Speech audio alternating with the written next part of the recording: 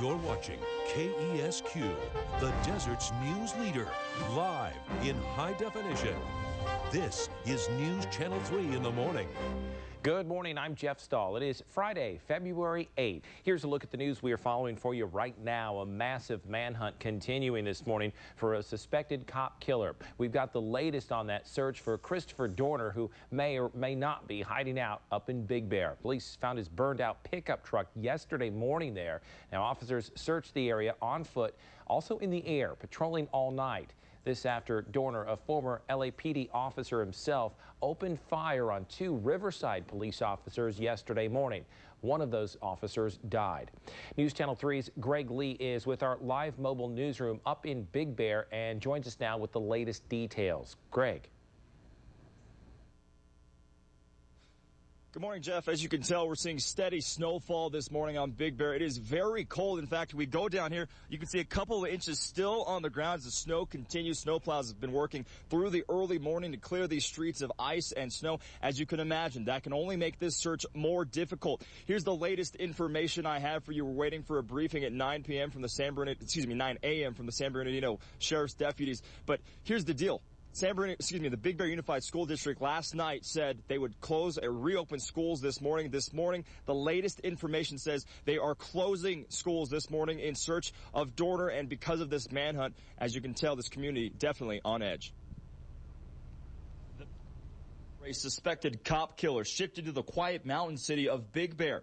San Bernardino Sheriff's deputies found the truck of Christopher Dorner, an ex-member of the LAPD and Navy, burned out on the road between Snow Summit and Bear Mountain ski resorts. That drew hundreds of law enforcement officials to the mountain. Well, we were working and we saw all the helicopters because yesterday they had a controlled burn, and so I just figured out there's a fire now because you could see the smoke. And then there was one helicopter, then two, then three, then four, then five. Then there was like up to 8 helicopters. The search put schools on lockdown and shut down the ski resort as heavily armed officers went door to door searching for Dorner. While alarming, the extra police presence gave some people a small peace of mind in a terrifying situation. I love it. I mean, it makes me feel safe. It should make all the residents up here feel safe. That they're not going to quit until they find the guy, whether the weather gets him that's coming in tonight or whether they get him. While officers secured the community, helicopters dropped crews onto the mountain to follow any trace of Dorner. We did find some tracks around the vehicle, but they did not lead to the suspect.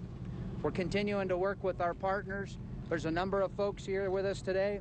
U.S. Forest Service, Big Bear Fire, U.S. Marshal, FBI, CAL FIRE, Orange County Sheriff, Riverside Police, Irvine Police, Pomona Police, as well as the San Bernardino Police Department. We're committed to continuing this operation. We still have a number of patrol cars providing extra service to the citizens of the Big Bear area, making sure that they stay as safe as possible. As night falls and an expected snowstorm moves in, the search becomes more challenging. While the manhunt continues, people living in Big Bear can only settle in, hope, and wait anxiously to hear their families are clear of danger. I'm constantly looking over my shoulder, and if he comes around my family, I'm going to do what it takes to protect them, whether it costs me my life or not.